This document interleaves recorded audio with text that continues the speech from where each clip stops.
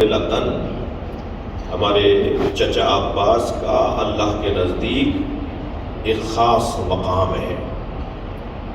یغبطہ جمیع الشہداء یوم القیامہ، جس خاص مقام کو دیکھ کر قیامت کے دن تمام شہداء یعنی حضرت آدم کے زمانے سے لے کر اور آخرت تک جتنے بھی لوگ اللہ کی راہ میں مارے جائیں گے وہ سب حضرت کا مقام محشر میں دیکھ کر، قیامت کے دن دیکھ کر غیبتہ کریں گے، یغبطہ غیبتہ کریں گے، رشک کریں گے، کاش بولیں گے، کاش۔ اور کیا بولیں گے؟ کاش یہ مقام ہمارا ہوتا ہے، کاش یہ منزلت ہمیں ملتی، کاش ہمارے بھی ایسے ہی ٹکڑے ہو جاتے، کاش ہمارے بھی بازو کاٹ دیے جاتے، کاش ہماری بھی آنکھ میں تیر لگ گیا ہوتا، کاش ہمارے سر پہ بھی گرز لگ گیا ہوتا، کاش ہم بھی پانی پی کر پیاسے رہ گئے ہوتے، پانی پا کر پیاسے رہ گئے ہوتے، کاش ہم بھی کسی نبی کی خاطر اپنی جان قربان کرتے، کاش ہم بھی کسی ولی کی خاطر جان قربان کرتے، کاش ہم بھی کربلا میں ہوتے اور ہمیں یہ کیفیت ملتی جو عباس کو ملی ہے۔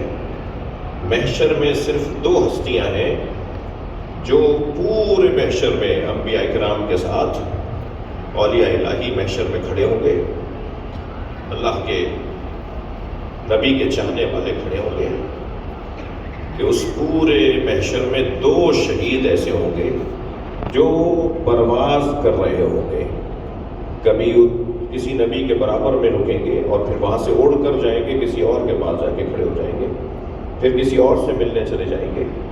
دو شہید ایسے ہوں گے جنہیں اللہ پر عطا کرے گا، پر عطا کرے گا۔ ان میں ایک کا نام جعفر طیار ہے اور ایک کا نام ابو الفضل العباس ہے۔ حضرت عباس کو اللہ محشر میں پر عطا کرے گا۔ پر کیوں عطا کیے ہیں حضرت عباس کو؟ آمادہ ہو گئے؟ آپ کی آہستہ آہستہ آوازیں رونے کی آ رہی ہیں، ذرا آپ گھٹ گھٹ کے رو رہے ہیں۔ جی، کوئی آپ کو تازیانہ نہیں مارے گا، کوئی آپ کو آ کے روکے گا نہیں، کوئی آپ کے رونے پر آپ کی مذمت نہیں کرے گا۔ رو لیجئے، آمادہ ہو جائیے۔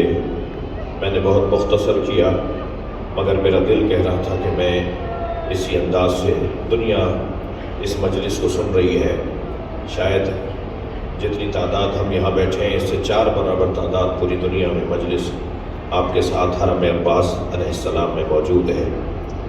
کوئی پیغام دینا تھا، مولا کو راضی کرنا تھا، مولا ہم سے راضی ہو جائیں، اس سے بڑھ کر اور کوئی قیمت نہیں ہے۔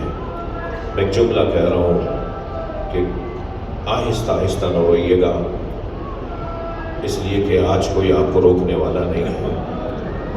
سلام ہو جناب زینب کبریٰ پر، درود ہو جناب ام فروہ پر، سلام ہو جناب ام لیلہ پر، سلام ہو جناب ام کلثوم پر، سلام ہو جناب فاطمہ کبریٰ پر، اور ایک اور سلام کریں جسے رونے پہ تازیانہ مارا گیا۔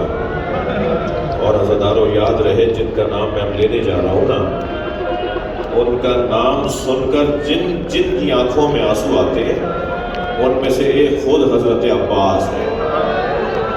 اب جس بی بی کا میں نام لینے جا رہا ہوں ان کے مصائب اگر حرم حضرت عباس میں پڑھے جائیں تو سب سے زیادہ حضرت کی توجہ کا سبب بنتے ہیں۔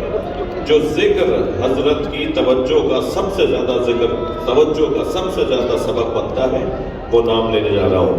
ایک اور بی بی بھی ہے جسے تازیانہ مارا گیا، صرف اس وجہ سے مارا گیا کہ یہ رو کیوں رہی ہے۔ ایک اور بی بی ہے جسے اونٹ سے گرایا گیا۔ ابھی تو میں نے نام نہیں لیا، ابھی تو میں نے بی بی کا نام نہیں لیا۔ کتنا آمادہ مجمع ہے، کتنا حاضر مجمع ہے۔ اجرکم اللہ، اپنی آوازوں کو آزاد کریں گے۔ آپ نے بہت سنا ہوگا کہ ایک 4 سالہ سینے پہ سونے والی حسین کی بچی سکینہ، اجرکم اللہ، اجرکم اللہ، حق ہے بلند آواز سے گریہ کرنا۔ انہیں اونٹ سے گر گئی تھی، بیان کیا جاتا ہے بی بی اونٹ سے گر گئی تھی۔ کچھ دیر تصور تو کریں، بغیر پالان کا اونٹ ہو، بغیر کجاوے کا اونٹ ہو، اور اس پر بھی ایک 4 سالہ بچی بیٹھی ہو۔ آپ کے ساتھ بھی چھوٹی چھوٹی بچیاں آئی ہوئی ہیں نا، بلا تشبیہ، قربان ہماری بچیاں جناب سکینہ کی جوتیوں پر، لیکن کچھ دیر کے لیے اپنے احساسات کو ذرا مرکوز کرنے کے لیے تو سوچئے تو صحیح، 4 سال کی بچی بغیر ماں کے سوتی نہیں ہے۔ 4 سال کی بچی بغیر باپ کی تو گود میں رہتی ہے، یہ کون سی 4 سال کی بچی ہے جسے علیحدہ اونٹ پر بٹھا دیا گیا؟ اجرکم اللہ، اجرکم اللہ۔ ایک بچی ہے جسے علیحدہ بغیر کجاوے کے، بغیر محمل کے اونٹ پر بٹھایا گیا، اور وہ بچی بار بار آواز لگاتی تھی، بھیا مجھ سے بیٹھا نہیں جا رہا، اجرکم اللہ، بھیا مجھ سے بیٹھا نہیں جا رہا۔ وہ بچی بار بار آواز لگاتی تھی، بھیا میں گرنے والی ہوں، میں نے یہ مسائل پڑھے نہیں ہیں مگر سنے ہیں۔ کچھ دیر کے لیے اس بچی کو اونٹ سے باندھ دیا گیا تھا۔ اللہ اکبر، کیا کیا ہوا ہے اس گھرانے کے ساتھ؟ آپ نے سنا کہ یہ سکینہ بی بی اونٹ سے گر گئی تھی، میں نے پڑھا ہے گری نہیں تھی، گرائی گئی تھی۔ انہیں رونے نہیں دیا جاتا تھا، اس لیے کہ ان کے رونے سے پورا قافلہ گریا کرتا تھا۔ ایک ظالم نے دوسرے ظالم سے کہا کہ تم اس کا اونٹ آخر میں لے آؤ، میں اسے اونٹ سے گرا دوں گا، تم قافلہ آگے بڑھا دینا۔ اس ظالم نے بی بی کا دامن پکڑ کر بی بی کو اونٹ سے گرا دیا۔ سب جملے ہیں، مجھے نہیں پتا، میں مولا مجھ سے راضی ہو۔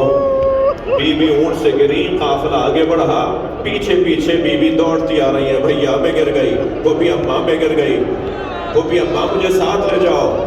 سر حسین جس نیزے کی انی پہ سوار ہے، جناب زینب نے دیکھا کہ حسین کی آنکھوں سے آنسو جاری۔ فرمایا بھائی تمہیں کس چیز نے رلایا؟ اجرکم اللہ۔ فرمایا میری سکینہ اونٹ سے گر گئی۔ جناب زینب نے، اجرکم اللہ، آواز آزاد کریں گے، جناب زینب نے اونٹ بٹھانے کا انتظار نہیں کیا، کھڑے اونٹ سے خود کو گرا دیا اور اس طرف گئی ہے جہاں سے قافلہ آ رہا تھا۔ سکینہ کہاں ہو، سکینہ کہاں ہو؟ اجرکم اللہ۔ حق ہے عزادارو، یہ حرم ہمارے گریے سے گونجنا چاہیے۔ پرسہ دیں گے، نہ جانے 8 محرم کو بھی میری یہ کیفیت ہوگی جو آج میری یہ کیفیت بننے جا رہی ہے۔ مولا عباس کی بارگاہ میں مسائل پڑھنے جا رہا ہوں، اجرکم اللہ، اجرکم اللہ۔ نہیں، کوئی نہیں روک رہا آپ کو، کسی نے کوئی اشارہ نہیں کیا کہ گریہ نہ کرو۔ سلام ہو عباس کی اس بھتیجی پر کہ جنہیں کربلا میں اس انداز سے اذیت پہنچائی گئی کہ جب تک زندہ رہی کان پکڑ کر کہتی تھی میرے کانوں میں درد ہوتا ہے۔ اجرکم اللہ، اپنے کانوں پہ ہاتھ رکھ کے فرماتی تھی میرے کان میں درد ہوتا ہے۔ اجرکم اللہ، اجرکم اللہ۔ سلام ہو مولا عباس کی اس بھتیجی سکینہ پر جس کے دامن میں آگ لگی تو یہ کہتی ہوئی اسی کربلا میں دوڑ رہی تھی، بابا مجھے بچاؤ، چچا مجھے اپنے ساتھ لے جاؤ۔ اجرکم اللہ۔ مولا عباس کو کس کا پرسہ دوں؟ مجلس ہو گئی، ماتم بھی کرنا ہے، ہمارا وقت بھی محدود ہے، مگر میرا دل کہہ رہا ہے کہ جلدی نہیں ہے، پرسہ دیجیے گا۔ مولا عباس کی بارگاہ میں میرا تصور، میں حضرت کی پائنتی کی طرف کھڑے ہو کر حضرت کے پیروں پہ اپنا سر رکھ کر، میں تصور میں حضرت کے پیروں پہ اپنا سر رکھ رہا ہوں۔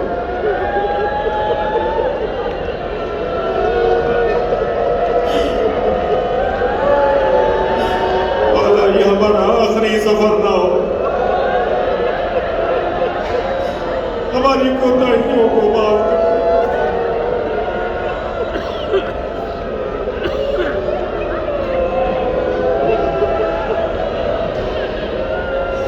مولا کو کس کا پرسہ دوں؟ کیا کہوں کہ مولا کی توجہ ہو جائے؟ میں نے ایک 4 سالہ بچی کا آپ کے سامنے ذکر کیا جو شام میں زندان میں آج تک قید ہے۔ یہ واحد اسیر بیوی ہے جو آج تک رہا نہیں ہوئی۔ اجرکم اللہ، سخت جملے کہہ رہا ہوں، مجھے نہیں پتا میرا مجمع کیا سن رہا ہے۔ یہ واحد اسیر بیوی ہے جو آج تک آزاد نہیں ہوئی، اب بھی شام کے زندان میں۔ اللہ آپ کو شام لے جائے، یہیں سے ایک اپنی آواز کو، روتی ہوئی آواز کو بلند کریں کہ مولا عباس آپ کے لیے لکھ دیں کہ میرا یہ مجمع شام جائے گا اور سکینہ کی قبر پہ جا کے میرا سلام کہے گا، بڑی بیوی کو جا کے سلام کرے گا، علی کی بیٹی زینب کو جا کے سلام کرے گا، اور پھر وہاں سے چھوٹی بیوی کی قبر پہ جائے گا۔ میں آپ سے ایک جملہ کہہ رہا ہوں، جب آپ شام جائے نا تو زری سے قبر کو ضرور دیکھیے گا۔ آج بھی شام کے دیہات کی عورتیں کھلونے لا کے ڈالتی ہیں اور ایک نوحہ پڑھتی ہیں، تمہاری ماں سے وعدہ کیا تھا تمہاری قبر پر آتے رہیں گے۔ اجرکم اللہ، اللہ ہماری قسمت میں لکھ دے کہ ہم یہاں سے مولا عباس سے اجازت مل جائے کہ ہمیں بی بی کی قبر کی زیارت نصیب ہو جائے۔ بہت گریہ ہو گیا، مجلس ہو گئی عزیزانو۔ میں نے ایک جملہ کہا، کس کا پرسہ ہوں؟ امام حسین کو۔ ایک پرسہ تو میں نے جناب سکینہ کا صرف ابھی نام لیا ہے، میں نے مصائب نہیں پڑھے، بی بی کے تماچوں کا ذکر نہیں کیا، اللہ سکینہ کے جنازے کا ذکر نہیں کیا۔ زندان شام میں امام سجاد سے کسی نے پوچھا تھا مدینے میں، مولا آپ کی عمر تو اتنی نہیں ہے، آپ کے بال سفید کیوں ہو گئے، آپ کی کمر کیوں خمیدہ ہے؟ فرمایا بہن کے جنازے نے بوڑھا کر دیا، سکینہ کے جنازے نے ہمیں بوڑھا کر دیا۔ کس کا پرسہ دیں امام حضرت عباس کو، کس کا پرسہ دیں؟ ایک نام تو میں نے ابھی لیا، اب ایک اور نام لینے جا رہا ہوں مولا کی بارگاہ میں، اللہ کرے میں بیان کروں اور آپ سن لیں۔ ایک اور پرسہ دینا چاہ رہا ہوں، اور وہ پرسہ ہے بی بی زینب کا پرسہ۔ جب مدینے سے چلے نا قافلہ، جب مدینے سے چلا ہے نا قافلہ، تو ہر ایک بیوی کو سوار کرنے کے لیے اس بیوی کا وارث آگے بڑھتا تھا۔ واحد بیوی زینب ہے جنہیں سوار کرنے کے لیے عباس نے اپنا گھٹنا ٹیک دیا۔ امام حسین نے بازو تھاما اور پوچھنے والے نے پوچھا یہ کون ہے جس کا اتنا ادب کیا جا رہا ہے؟ تو بتایا یہ علی کی بڑی بیٹی زینب ہے۔ اجرکم اللہ، جب آپ شام جائیں گے نا، تھکے نہیں اپنی آوازوں کو آزاد کریں، جنہیں رونا نہیں آ رہا آنسو مانگے اللہ سے۔ جب آپ شام جائیں گے تو جناب زینب کے زیارت نامے کو ضرور پڑھیے گا۔ بی بی کے زیارت نامے کے پہلے صفحوں میں لکھا ہے، سلام ہو اس بی بی پر جو 11 محرم کو بغیر کجاوے کے اونٹ پر بٹھائی جا رہی تھی، تو کربلا میں نہر کی طرف رخ کر کے آواز دے رہی تھی، کہاں ہے میرے پردے کا محافظ، کہاں ہے جس نے مجھے مدینے میں محمل میں سوار کیا؟ عباس آؤ، زینب سوار ہو رہی۔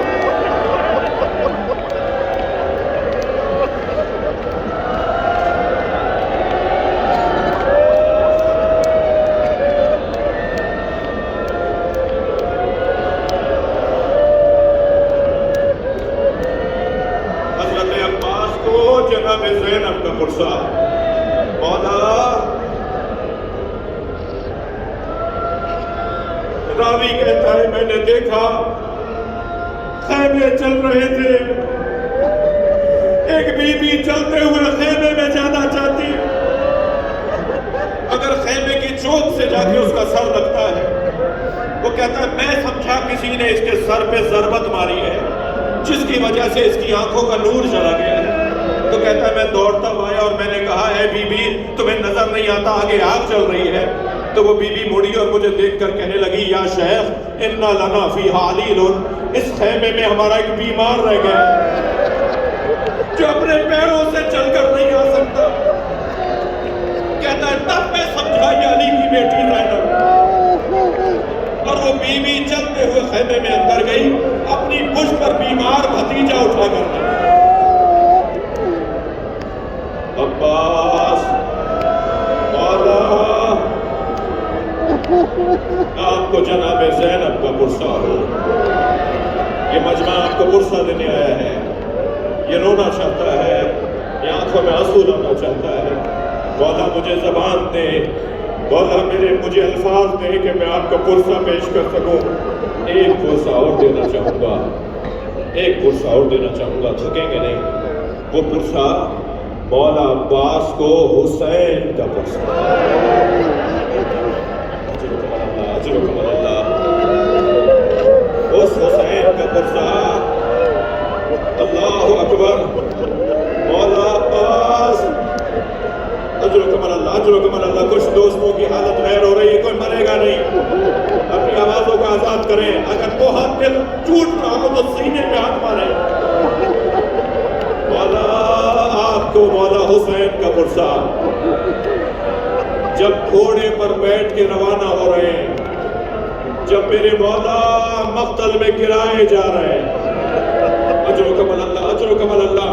مختار ثقفی نے پوچھا تھا حسین مولا کے قاتلوں سے کہ تم نے کربلا میں کیا کیا تھا.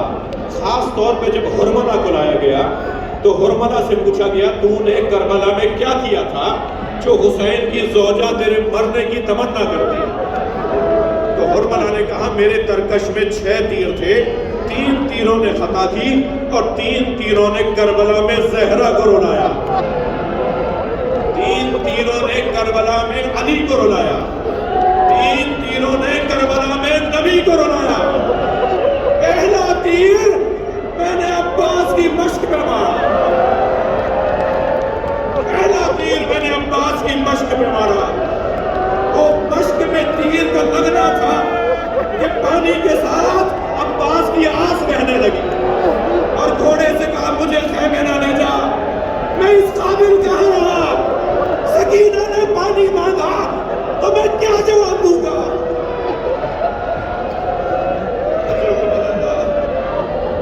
اور دوسرا تیر سنیں گے برداشت کریں گے.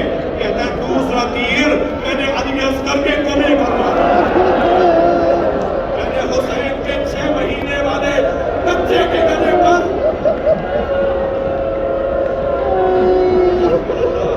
مجلس ہو گئی ہے زدارو، کیا ہو گیا. تیسرا تیر جملہ بہت سخت ہے. تیسرا تیر میں نے حسین کے سینے پر مارا. جب حسین گر نہیں رہے تھے وہ تیر مارتا تھا، وہ نیزہ چبھاتا تھا.